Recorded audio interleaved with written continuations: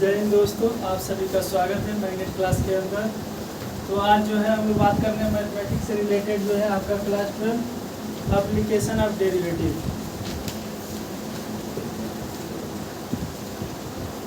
Application of derivative ये जो है आपका जो मोस्ट इम्पॉर्टेंट प्रॉब्लम है। इसमें जो है मात्र आपको 3 टॉपिक पढ़ना है एप्लीकेशन ऑफ डेरिवेटिव। फर्स्ट आपका जो है rate of change of quantity, दूसरा इंक्रीजिंग डिक्रीजिंग और तीसरा मैक्सिमम मिनिमम। ये 3 टॉपिक आप पढ़ लेंगे तो मान के चलो कि जो है आपको बहुत कम मिलेगा। तो 8 से जो है आपको 10 नंबर का प्रॉब्लम यहाँ से आ जाएगा। यानी कभी 8 नंबर पूछ देता है, कभी 10 नंबर, यानी मिनिमम 8 नंबर का मिलेगा ही मिलेगा आपको। यानी कि एक लॉन्ग में मिलेगा और एक जो है आपको शॉर्ट में मिल जाएगा। तो इस तरीके टोटल जो है 8 से 10 नंबर के प्रॉब्लम आप कर ले जाएंगे। तो ये एप्लीकेशन ऑफ डेरिवेटिव, ये इस पर कमांड वही बना पाएंगे जो पीछे जो है आप पढ़े होंगे। हाँ, क्या आपका जो है डिफरेंशिएशन, इसका नाम है एप्लीकेशन ऑफ डेरिवेटिव। यानी डेरिवेटिव का हम लोग यूज करेंगे, उसका जो है यूज कहाँ करेंगे, यही इसमें सीखना है। कि हाँ, अभी तक डी बाई डी एक्स निकाल देते थे, साइन एक्स का डिफरेंशिएशन कास एक्स का minus sine x, x square का डिफरेंशिएशन बताते थे, x to the power n का क्या होता था, x to the power N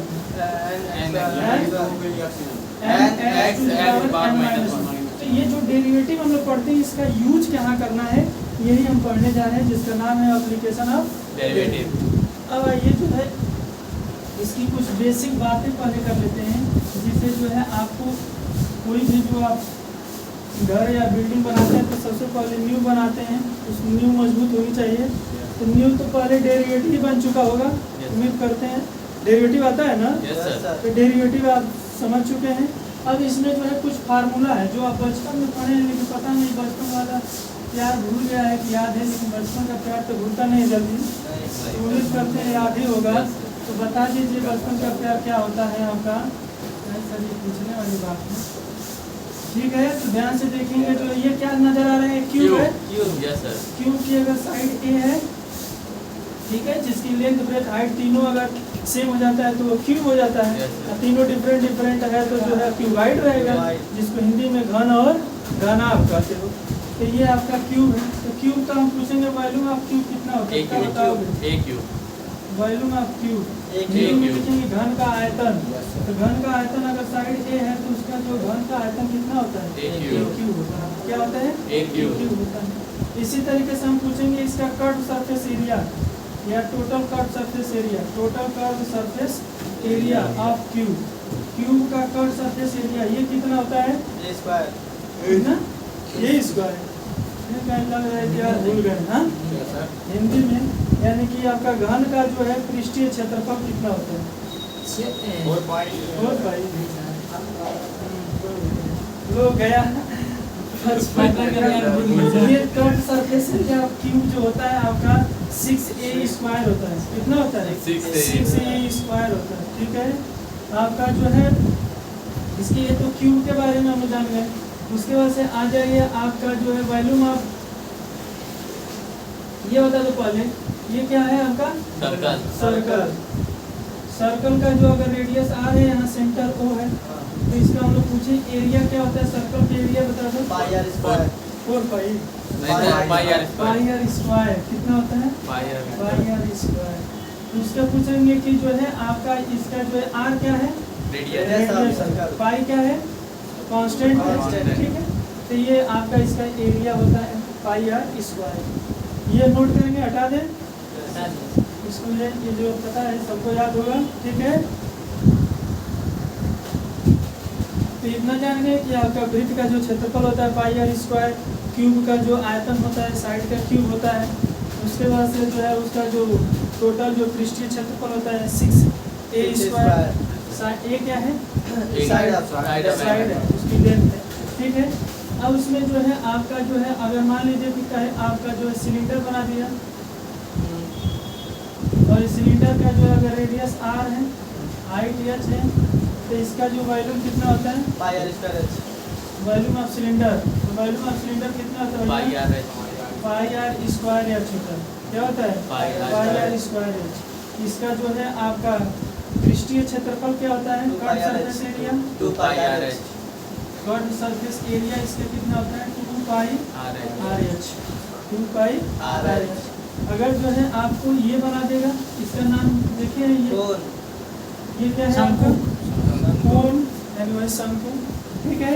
या इसका जो है ये इसकी हाइट होती है, ये इसका रेडियस होता है, ये इसकी स्लेंट हाइट होती है, तिर्यक ऊंचाई जिसको कहते हैं, और ये एच होता है। तो इसका वॉल्यूम क्या होता है, वॉल्यूम ऑफ कोन कितना होता है 2 पाई RL। बस नहीं कर्व सरफेस एरिया 2 पाई RL है। हम पूछ रहे हैं इसका वॉल्यूम कितना, तो volume of cone volume 2 pi bracket में L प्लस R। बहुत संभव आंसर बता रहे भाई। 1/3 होता है आपका पाई R स्क्वायर एच, जो वॉल्यूम का आपका जो सिलेंडर होता है उसी में 1/3 लगा देना था, तो उसी का 1/3 कर देते हैं। जो आपका सिलेंडर का जो वॉल्यूम होता है कितना पाई R स्क्वायर एच, तो कोन का जब निकालने जाना तो उसी में 1/3 लगा देना, आपका कोन का वॉल्यूम हो जाएगा। आया समझ में? इतने से आपका काम चल जाएगा एप्लीकेशन ऑफ डेरिवेटिव में। यानी ये कुछ ऐसे फार्मूला हैं जो आपको बार बार देखने को मिलेंगे। तो ये उम्मीद करते हैं कि आप याद किए कर लिए होंगे। याद करें इसको। Yes sir. चलिए आगे बढ़ते हैं।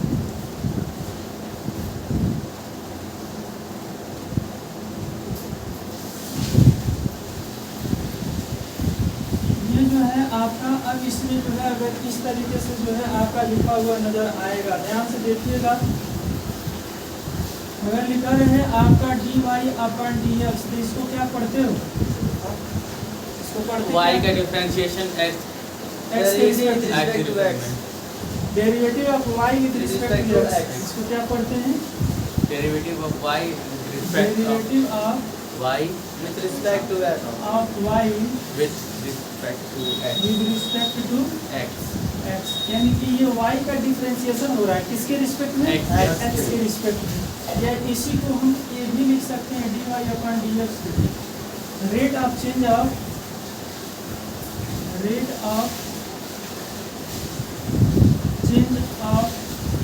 y with respect to x। यानी कि y जो है किस रेट से जो है आपका ये चेंज हो रहा है किसके रिस्पेक्ट में, x के रिस्पेक्ट में, ये भी ये बताता है, ठीक है। अगर कहीं आपका ऐसे लिखा रहे dr/dt, इसको क्या पढ़ेंगे, यानी कि ये rate of change of r with respect to t। r का डेरिवेटिव हो रहा है किसके रिस्पेक्ट में, t।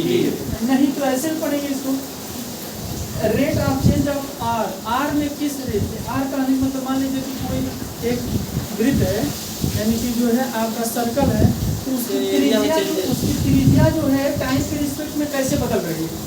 इसकी त्रिज्या जो है मान लीजिए कि जो है एक ऐसा जो है आपका, एक ऐसा जो है हमने वृत्त की रचना कर रहे हैं जिसकी त्रिज्या जो है वेरिएबल है, त्रिज्या बदल रही है किसके रिस्पेक्ट में, टाइम के रिस्पेक्ट में। तो इसको हम लोग कहेंगे rate of change of r with respect of time. यानी rate of change of radius, radius में किस रेडियस में जो है चेंजिंग हो रही है टाइम के रिस्पेक्ट में, यही पढ़ा जाएगा। अब चल अगर मान लीजिए कि जो है आपको ऐसे लिखा रहेगा, अगर जो है आपका कहेगा, अगर ये कह देगा कि एक यहाँ पर जो है एक सर्कल है जिसका जो रेडियस जो है r है, और जो ये रेडियस जो r है वो कहेगा कि जो है आपका इसकी रेडियस चेंज हो रही है 2 सेंटीमीटर पर सेकेंड, 2 सेंटीमीटर पर सेकेंड। यानी कि हर एक सेकेंड में उसकी रेडियस कितना चेंज हो रही है, 2 सेंटीमीटर चेंज हो रही है। तो इसको जो है हम लोग कैसे लिखा जाएगा, अगर उसकी रेडियस, तो ये r बराबर नहीं लिख देंगे, dr/dt। तो dr क्या है, रेडियस किसमें नापते हो, लंबाई हमेशा सेंटीमीटर में रहता है, तो ये जो है आपका सेंटीमीटर होता है। नीचे क्या है, टाइम हमेशा सेकेंड आ गया, इसीलिए लिखेंगे सेंटीमीटर पर सेकेंड। यूनिट का इसमें बहुत इम्पोर्टेंट रोल होता है भैया, यूनिट का। तो यहाँ जो रेडियस है, ये बता रहा है कि रेडियस जो है टाइम के रिस्पेक्ट में कैसे चेंज हो रहा है, कौन बता रहा है, तो इसकी वैल्यू वो दिया है कि 2 सेंटीमीटर पर सेकेंड, यानी कि उसकी रेडियस जो है टाइम के रिस्पेक्ट में 2 सेंटीमीटर पर सेकेंड के हिसाब से क्या हो रही है, चेंज हो रही है। तो अगर यहाँ कुछ नहीं साइन लिखा है तो इसको क्या माना जाएगा, प्लस ना, इसका मतलब यहाँ रेडियस जो है इंक्रीज कर रही है, क्या कर रही है, इंक्रीज कर रही है। यानी dr/dt इसकी वैल्यू अगर पॉजिटिव लिखा रहेगा इसका मतलब समझ जाएंगे कि वो जो रेडियस है वो इंक्रीजिंग आर्डर में, किस आर्डर में? इंक्रीजिंग इंक्रीजिंग को तो समझते हो ना, जैसे बढ़ते क्रम में। यानी कि वो जो है इंक्रीजिंग आर्डर में है, उसकी रेडियस बढ़ रही है। अगर कहीं लिख दिया गया कि ये जो है सर्कल है उसकी जो रेडियस है वो 2 सेंटीमीटर पर सेकंड के दर से घट रही है, तो डिक्रीजिंग है। तो डिक्रीजिंग आर्डर में कब हो जाएगा? तब ऐसे लिखना है dr/dt बराबर -2 सेंटीमीटर पर सेकंड। ये माइनस साइन क्या बता रहा है कि उसकी जो रेडियस है घट रही है, बढ़ रही है। पर सेकंड के दर से घट रही है। ठीक है, अगर कहेगा कि वो एक जो है सर्कल है तो उसकी रेडियस 2 सेंटीमीटर, तब लिखना r बराबर 2 सेंटीमीटर। लेकिन कहेगा नहीं वो 2 सेंटीमीटर पर सेकंड, इसका मतलब समझ जाना रेट आ गया। क्या आ गया? रेट आ गया। इसका मतलब उसको डिफरेंशिएट करके वैल्यू उसको दिया हुआ है। आया? इतनी बात समझ में आ रहा है? आगे बढ़ा जाए तो ध्यान दीजिएगा, पॉजिटिव है इसका मतलब कि वो बढ़ते हुए क्रम में, अगर निगेटिव है इसका मतलब वो घट रहा है। अगर यहाँ आपको ऐसे बोल देगा, एक जो है आपका एक जो है स्फीयर है, कहेगा कि एक स्फीयर समझ में आता है ना, गोला है, ये गोला है, उसकी जो है आपका त्रिज्या कितनी है? r, यहाँ उसका सेंटर है। तो कहेगा इसका जो वॉल्यूम है, इसका वॉल्यूम जो है वो 9 सेंटीमीटर क्यूब पर सेकंड के दर से बढ़ रहा है। इतने के रेट से क्या हो रहा है? बढ़ रहा है। इसका मतलब ये किसकी वैल्यू दिया है? dr/dt। आर के दिया है, r की वैल्यू दिया है यहाँ। नहीं सर, dr/dt का दिया है। dr/dt कैसे देगा भैया? यहाँ क्यूब लगा है, क्यूब लगा है, इसका मतलब वॉल्यूम है ना, तो वॉल्यूम ना लिखा जाएगा। तो यहाँ ऐसे लिखा रहता है सेंटीमीटर पर सेकंड, तब ना dr/dt होता। यहाँ क्या लिखा है? क्यूब। उसके वॉल्यूम, उसके आयतन, कहेगा कि the volume of sphere increasing at the rate 9 centimetre cube पर सेकंड। यानी ये किसका मान दिया है? आप दिमाग में क्या इंडिकेटर चल रहा है? वॉल्यूम की जो है आपका, तो ये v की वैल्यू नहीं दिया, v बराबर मत लिख देना, dv/dt। हाँ dv/dt की वैल्यू दिया। किसकी वैल्यू दिया? dv/dt। dv/dt की वैल्यू दिया। नहीं समझ आया? Yes, sir. क्योंकि इसमें आयतन है, ये बता रहा है कि आयतन किस टाइम के रिस्पेक्ट में कैसे बढ़ रहा है। आयतन जो है टाइम के रिस्पेक्ट में कैसे बढ़ रहा है, ये बता रहा है। तो अगर यहाँ जो है कहता कि उसकी त्रिज्या जो है इसमें, यहाँ पर तो क्यों थोड़ा लिखते हैं, क्योंकि हम कोई भी अगर वैल्यू का जो है फार्मूला जब लिखते हैं तो उसमें जो रिजल्ट आता है क्यों नहीं लगाते हो, ये थोड़ा लिखते हैं। और पूछें कि ये स्फीयर है, इसका स्फीयर का जो आयतन है 2 सेंटीमीटर है, ऐसे लिखा जाएगा? क्या लिखा जाएगा? 2 सेंटीमीटर क्यूब है। क्यूब में आयतन क्यूब में लिखा जाता है, क्योंकि आयतन का फार्मूला ही होता है जो है आपका length into breadth into height. ये इसका सेंटीमीटर, इसका सेंटीमीटर, इसका सेंटीमीटर, तो यूनिट क्या बनेगा? सेंटीमीटर का पावर क्यूब बनेगा। अभी नहीं समझ में आएगा आपको? तो आप समझ गए होंगे कि कोई डाटा दिया होगा तो जो है आपको कैसे उसको फिल करना है। अगर कहेगा ये स्फीयर है, स्फीयर का थोड़ा ये बता देना, अगर रेडियस r है इसका आयतन का फॉर्मूला क्या होता है? आयतन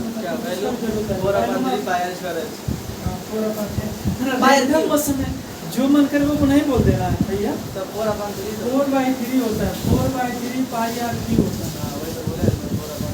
क्या होता है? 4/3 पाई r क्यूब। याद रहेगा ना? क्या गोले का आयतन? गोले का आयतन क्या होता है? 4/3 पाई r क्यूब। क्या ये याद रखिए। आगे बढ़ा जाए तो ये अभी हम न्यू बना रहे थे, जिस पर हमको क्या करना है, जिस पर हमको ओरिजिनल माल बनाना है। ठीक है, हाँ, तो वो ओरिजिनल माल अब बन के तैयार होगा, न्यू हमको बना लीजिए। ठीक है, अब आगे बढ़ने चलते हैं। पार्टी वही होगी ना? ये पता नहीं कौन सा आजाद चौक पर पार्टी करा रहे हैं। गए थे आप? नहीं सर। चलिए आइए, पार्टी वही होगी। कहाँ पर? आगे ध्यान से देखिए, दीजिए सर, बुक दीजिए।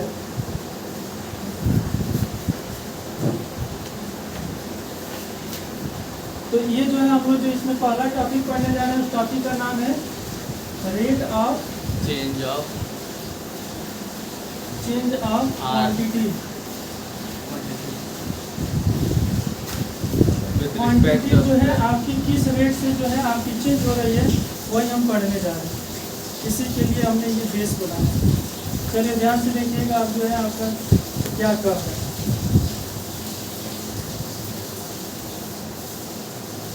कहीं अगर मान लीजिए कि आपको ऐसे लिखना है ds अपॉन dt, इसका यूनिट लिखना है तो क्या ds यस बता रहे एरिया है, कट सरफेस एरिया, और नीचे क्या टाइम है।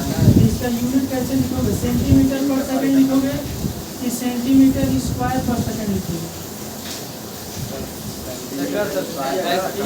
एरिया ये सेंटीमीटर एरिया हमेशा स्क्वायर में होता है, तो ये नहीं लिखा जाएगा। क्या लिखा जाएगा इसका एरिया, सेंटीमीटर स्क्वायर इसका सेकंड यूनिट लिखना सेंटीमीटर स्क्वायर पर पर सेकेंड। तो ये क्वांटिटी देख के यूनिट बनाया जाता है। अगर कहीं ऐसे लिखा रहे आपका DA अपॉन DT, अगर ए क्या है उस कोई भी आपका जो फिगर है उसकी साइड है, चाहे रेडियस है जो भी माने, तो इसका जो यूनिट लिखा जाएगा क्या लिखा जाएगा, सेंटीमीटर पर सेकंड। हाँ, क्योंकि लेंथ जो है उस खाली सेंटीमीटर में रहता है ना, एरिया स्क्वायर में रहता है, क्यूब वॉल्यूम जो है क्यूब में रहता है। इतना समझ आगे बढ़ते हैं।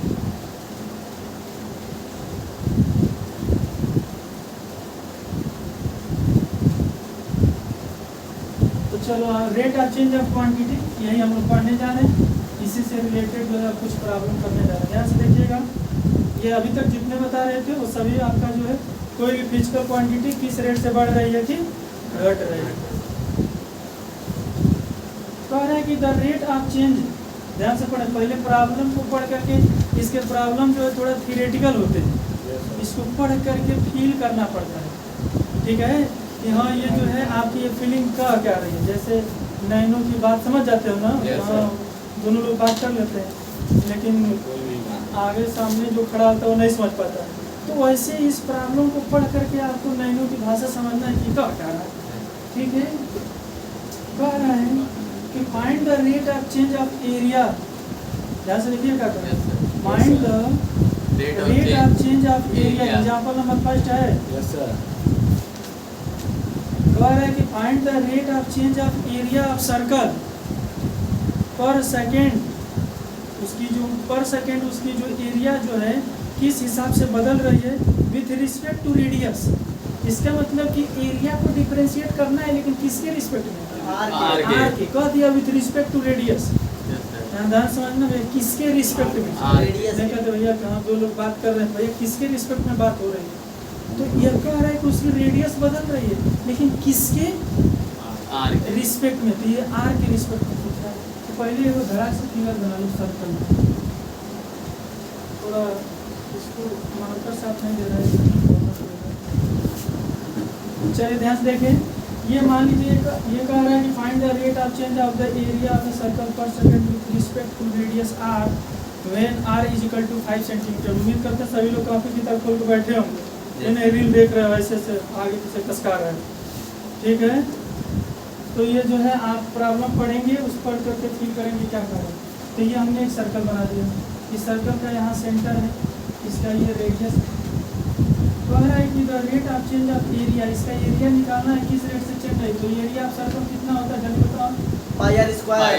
Area of circle, area of circle होता है आपका पाई आर स्क्वायर, यही होता है ना। yes, अब इसकी जो है एरिया किस रेट से चेंज हो रही है, किसके रिस्पेक्ट में आपको निकालना है, सर रेडियस के रिस्पेक्ट में।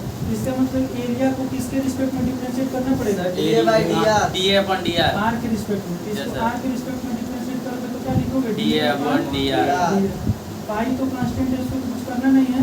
नहीं, और यहाँ जो है आपका आर स्क्वायर का आर 25 कितना 25, आर स्क्वायर का आर के रिस्पेक्ट में कितना होगा, 1 2 आर हो जाएगा ना। आर का आर के रिस्पेक्ट में कितना हो जाएगा, 2 आर। जैसे हम कहते हैं डी बाई डी एक्स निकालो एक्स स्क्वायर का, एक्स स्क्वायर का एक्स के रिस्पेक्ट में सीधे क्या बोल देते हैं, 2x। कब सब फिर एक्स का नहीं करेंगे क्या, एक्स के रिस्पेक्ट में 1 होता है। तो उसी तरह से आर का आर के रिस्पेक्ट में क्या हो जाएगा, 1 हो जाएगा। तो इसलिए आर का करने की जरूरत नहीं, सीधे पावर का तो आर स्क्वायर का कितना हो जाएगा, 2। लेकिन अगर इसी को ध्यान देना, अगर इसी को टाइम के रिस्पेक्ट में डिफरेंशिएट करना रहता है यस, तो देखो ऐसे लिखते हैं DA अपॉन DT। तो टाइम के रिस्पेक्ट में कर रहे तो पाई वैसे रखो, आर स्क्वायर पे लिखेंगे 2r, और फिर तब आर का करना पड़ेगा क्योंकि टाइम की D R upon D T, तो क्या लिखोगे डी आर अपन डी टी। नहीं समझ में आ रहा है तो डिफरेंशिएशन ध्यान रख कैसे किया जाता है। एक्स का एक्स के रिस्पेक्ट में 1 होता है इसीलिए करने की जरूरत नहीं पड़ती है। Yes sir. ठीक है लेकिन यहाँ आर के रिस्पेक्ट में नहीं हो रहा है टी के रिस्पेक्ट में हो रहा है तो पहले तो हमने पावर का कर दिया 2 बार हो गया Yes, sir. लेकिन फिर अब आर का करना पड़ेगा तो आर का कितना होगा dr upon dt, dr अपन dt। dt हो जाएगा। ठीक है तो आप ध्यान दीजिएगा लेकिन यहाँ जो है आपके आर के रिस्पेक्ट में ही कर रहा है। ठीक है तो आर के रिस्पेक्ट में जब कर रहा है तो जो है कितना होगा ध्यान से देखिए। तो अब ये हमने डिफरेंशिएशन कर दिया क्या कर दिया डिफरेंशिएशन हो गया। अब आ जाएगा ये अपन डी आर dr बराबर अब जो है आपका 2 पाई वैसे लाने जो r की वैल्यू उसमें दिया है थ्री किस पॉइंट r की वैल्यू बोला है कि मैं r = 5 Five। दिया है r की वैल्यू क्या रखना है 5 सेंटीमीटर। तो जब r की वैल्यू 5 सेंटीमीटर रखना है तो रख दो r की जगह 5 तो कितना आ जाएगा 10 पाई। ये 10 पाई। ये अपन dr कितना हो जाएगा 5 10 में पाई। 10 पाई। अब ये बताओ ऊपर एरिया है यूनिट यहाँ ध्यान रखना यूनिट छोड़ोगे तो नंबर काट लेगा। यूनिट का इम्पोर्टेंट यार रोल होता है क्योंकि कोई भी फिजिकल क्वांटिटी कह दोगे कि जो है आपका जो है कहोगे कि एक जो है आपका ऑब्जेक्ट है जिस पर जो फोर्स लग रहा है 5 तो 5 क्या कपा नहीं 5 न्यूटन या लिखना जरूरी होता है। तो उसी तरह ये फिजिकल क्वांटिटी जिसकी एरिया जो है रेडियस के रिस्पेक्ट में बदल रही है कितना आया 10 पाई सेंटीमीटर। लिखना पड़ेगा। तो एरिया का यूनिट क्या होता है सेंटीमीटर स्क्वायर, स्क्वायर और नीचे क्या है सेंटीमीटर। सेंटीमीटर। तो एक रेडियस है ना तो रेडियस क्या रहेगा सेंटीमीटर। यहाँ टाइम रहता तो क्या लिखते सेकंड लिखते Yes, sir। लेकिन यहाँ रेडियस है तो क्या एक लिखते? से एक कट नहीं जाएगा लेकिन काटा सेंटीमीटर। नहीं जाएगा यहाँ ये आंसर काट मत देना, यही आंसर है। काटना नहीं? नहीं इसको काटना नहीं। ये जो है आपको फिर ध्यान से देख लीजिए ये बता रहा है कि आपकी एरिया रेडियस के रिस्पेक्ट में कैसे चेंज हो रही है कैसे चेंज हो रही है। तो इसको बस यहीं छोड़ देंगे सेंटीमीटर स्क्वायर पर सेकेंड। ठीक है अब ये इसमें तो जो है आपका यहाँ तो जो है आपका ये जो बोल रहा था कि आपका सर्कल की जो रेडियस है वो आपका पर सेकेंड लेकिन यहाँ जो है आपका जब हम रेडियस के रिस्पेक्ट में डिफरेंशिएट कर रहे हैं तो यहाँ जो पर सेकेंड लगाने की कोई जरूरत नहीं। ठीक है सर दूसरा उदाहरण बता दीजिएगा। यही आपका आंसर है। क्या दूसरा उदाहरण ध्यान से देखेंगे पानी भरिए थोड़ा सा। ये जो है आपका ये क्या कर रहा है एप्लीकेशन ऑफ डेरिवेटिव इसमें जो है एग्जाम्पल सेकंड देखिएगा। एग्जाम्पल सेकंड में क्या कर रहा है सर पढ़ो पहले सभी लोग प्रॉब्लम पढ़े एक बार।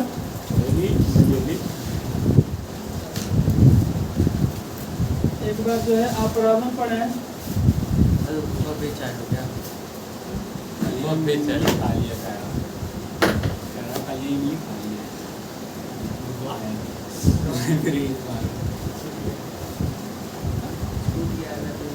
चलिए हो गया प्रॉब्लम पढ़ लिया सर बुक में नहीं है। बुक में नहीं है नहीं सर। सर बुक थोड़ा सा भूल गए ना आज। थोड़ा सा भूल गए पूरा नहीं भूल गए। ठीक है ठीक और वहीं पे होगा सर वाला क्या सर आपका है उस बैग में है तो सर इसको भी ले आते हैं।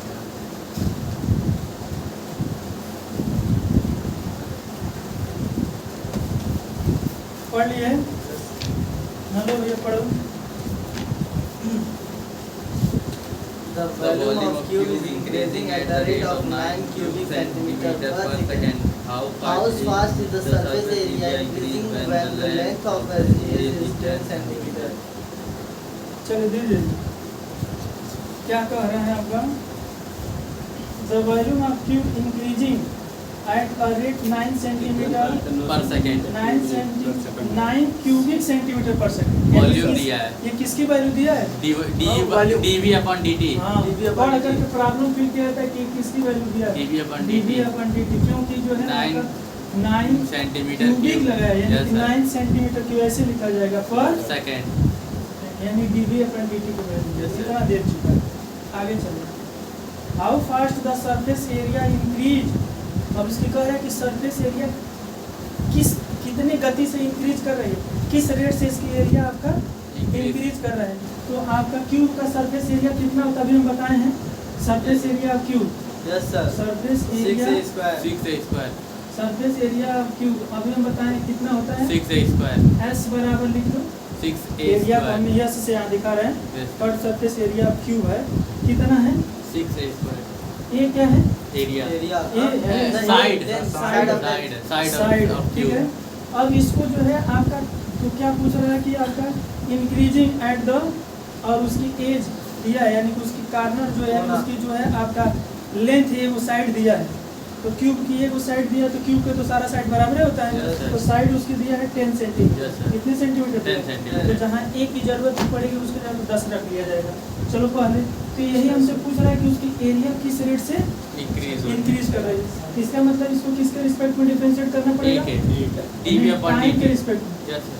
इस रेट से इंक्रीज कर रही है ये पूछ रहा है Yes, sir. Rate यहाँ as the time से यहाँ जो d है upon dt. यहाँ आपसे ये नहीं कह रहा है कि उसको DS साइड upon के dt. रिस्पेक्ट में चाहे रेडियस के रिस्पेक्ट में ऐसा नहीं खाली पूछ रहा है किस रेट से इंक्रीज कर रही है इसका मतलब टाइम के रिस्पेक्ट में डिफरेंशिएट करना Yes, है यहाँ कुछ नहीं दिया रहे वहाँ कि time. रेडियस के रिस्पेक्ट में कि आपका जो है साइड के रिस्पेक्ट में ऐसा कुछ ना कहे तो सीधे से हमें कि टाइम के रिस्पेक्ट में बातें हो रही है तो इसको टाइम के रिस्पेक्ट में डिफरेंशिएट कर दो तो क्या लिखोगे d DS upon by ds upon dt. dt इधर 6 रहने दो a स्क्वायर का करोगे तो कितना होगा So 2a. 2 है फिर किसका करना पड़ेगा A. ये का किसके रिस्पेक्ट में dt. D by dt. d upon dt.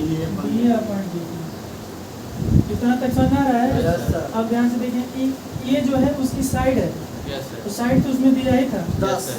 10 centimetre तो साइड के जगह पर रख दो तो कितना आ जाएगा ds अपॉन dt 120. तो ds अपॉन dt की वैल्यू कितना आ जाएगा 120. 6 इंटू 2 इंटू a के जगह क्या रखोगे 10 और यहाँ बगल में क्या रहेगा d d upon upon dt. dt ठीक है तो ये गुना कर दो 120. यहाँ लिख रहे हैं ध्यान से देखिएगा तो ये आ गया ds अपॉन dt की वैल्यू कितना आ गया 120. 6 गुना 12 यानी 120 और dA अपॉन dt. dt इसको बना लो क्वेश्चन नंबर फर्स्ट फिर यहाँ ध्यान से देख लेना एक बार क्या किए हैं ये दिया था ये हमने कट सरफेस एरिया अभी हमने बताया क्यू का कितना होता है 6a स्क्वायर तो 6a स्क्वायर लिखा ये इसको यही आपसे पूछ रहे हैं कि सरफेस एरिया किस रेट से इंक्रीज कर रही है Yes. इसका मतलब ds अपॉन dt की वैल्यू पूछ रहे हैं अब हमने t के रिस्पेक्ट में इधर भी डिफरेंशिएट कर दिया a स्क्वायर पे करोगे तो 2a होगा Yes. फिर a का भी करना पड़ेगा टाइम के रिस्पेक्ट में तो दिया अब यहाँ a बराबर 10 क्यों लिखे क्योंकि वहाँ दिया था a की वैल्यू कितना 10 सेंटीमीटर है क्या ये दिखाई दे रहा है Yes sir. वीडियो में दिखाई दे रहा है आपको Yes sir. चले ध्यान से देखिए a की वैल्यू आपका 10 सेंटीमीटर है अब यहाँ जो है आपका हमको बस ds अपन dt की वैल्यू आ चुकी है बस हमको किसका इंतजार है d upon ये dt. यही अगर कहीं से आ जाता ना तो ऐसा जो है टेक्निक लगाएं कि ये आ जाता तो हम यहीं पर वैल्यू 120 में उसकी गुणा कर देते हमारा कर्व सरफेस एरिया किस रेट से इंक्रीज कर रही है ये पता चल सकता तो चलो भाई किस दिन रात खाती दिया ये भी तो दिया है Yes sir. तो ध्यान से पहले इतना नोट कर लिए ठीक है